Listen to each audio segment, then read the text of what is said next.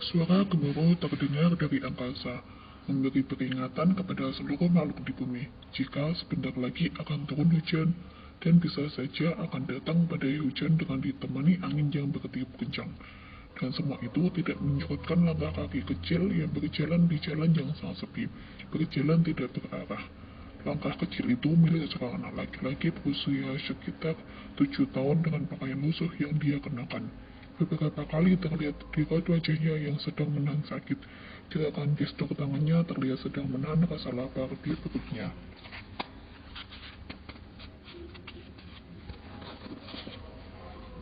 Anak laki-laki berpakaian lusuh itu berjalan mendekati sebuah tempat sampah, mengais semakin dalam mencari sesuatu. Mama, anu lapar, ma, anu lapar.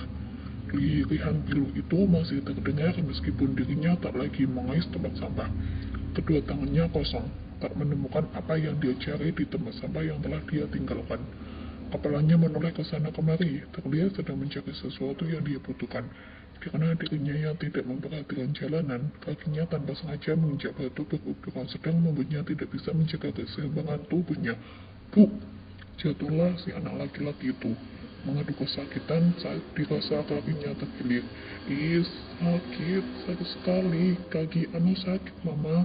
Meskipun bibirnya bergetar memanggil mamanya, orang yang dia panggil tidak kunjung datang. Sadar dengan kenyataan itu, si anak laki-laki itu segera bangkit dari posisi jatuhnya, membersihkan telapak tangannya yang tergores jalanan beraspal itu, melanjutkan jalannya lagi dengan sebelah kaki yang dia seret pelan dengan karena tergilir. Saat dirinya sedang berusaha untuk menyeimbangkan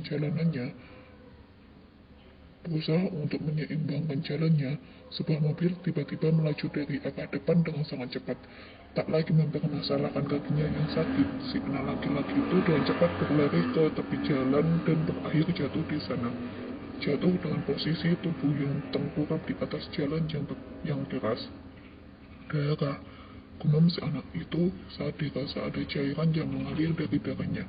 Posisinya masih sama, tubuhnya masih tengkurap di atas jalan beraspal. Sakit, ma, anu sakit, dari anu berdarah, ma, anu sakit. Kacau anak itu, merasa enggan berdiri seolah sedang menunggu seseorang menolongnya.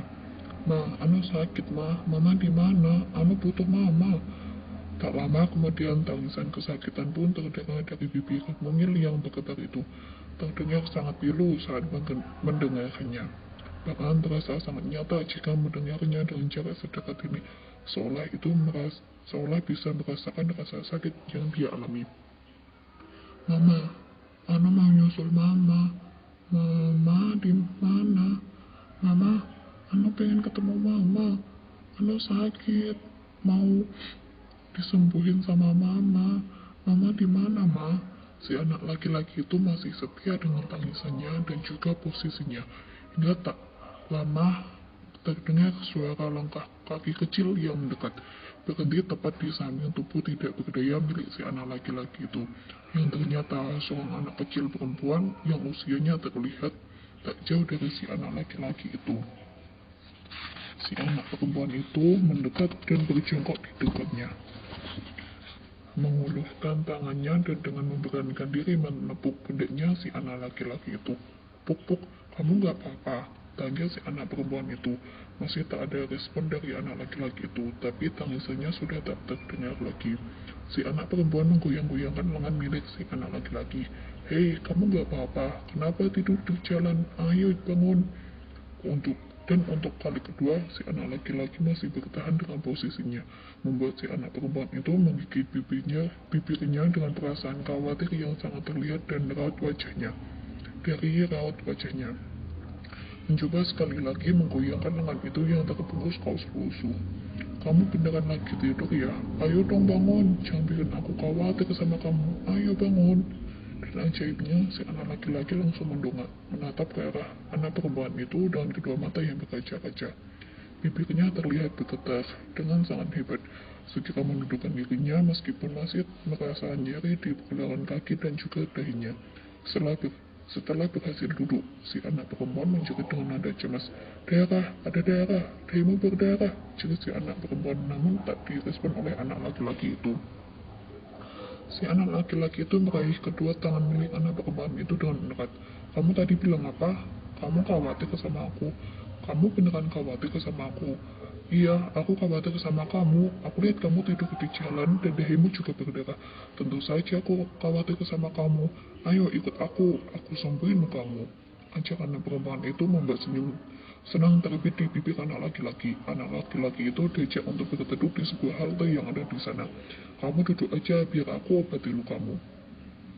Setelah berkata demikian, si anak perempuan itu memutar tas bukunya menjadi di depan, membuat si anak laki-laki baru menyadari adanya tas cantik berwarna merah muda di gendongan sang pemilik. Memilih untuk diam saat si anak perempuan itu meneteskan obat merah di dahi samping mata kirinya.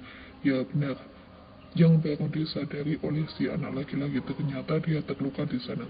Si anak perempuan itu memberinya obat merah dengan hati-hati, bahkan beberapa kali meniup luka itu berharap dapat mengurangi rasa sakitnya. Tak berapa lama anak perempuan itu merasa panik saat melihat darah segar yang terus keluar dari luka di dahinya anak laki-laki. Aduh, gimana ini? Lukanya terlalu besar. Aku nggak bisa obati lukamu, kata anak perempuan terlihat panik yang sangat jelas.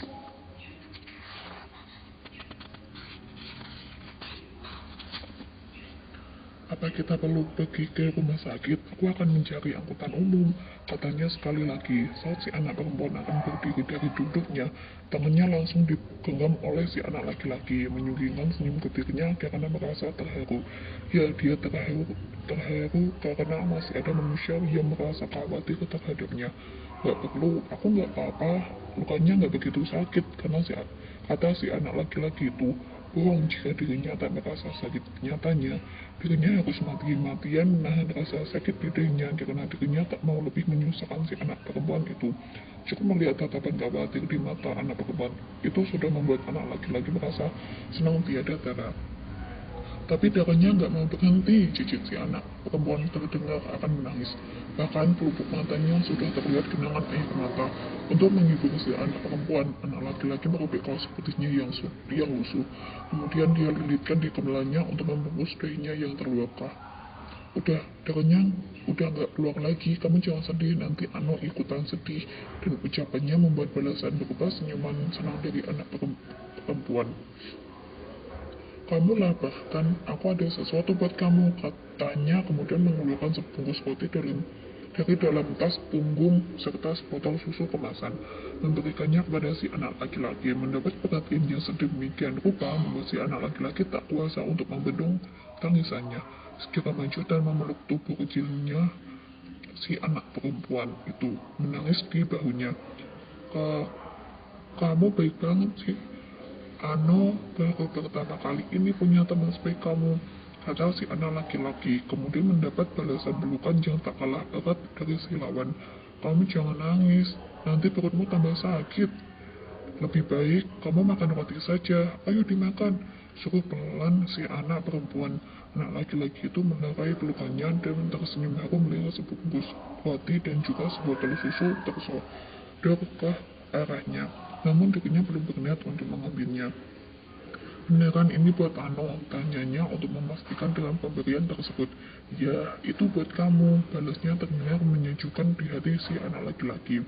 Si anak laki-laki segera meraih dua benda itu, kemudian dengan cepat membukanya.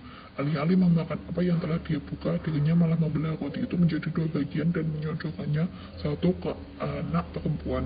Temani aku makan, aku nggak terbiasa makan sendiri, kata si anak laki-laki itu menyodorkan satu bagian rotinya.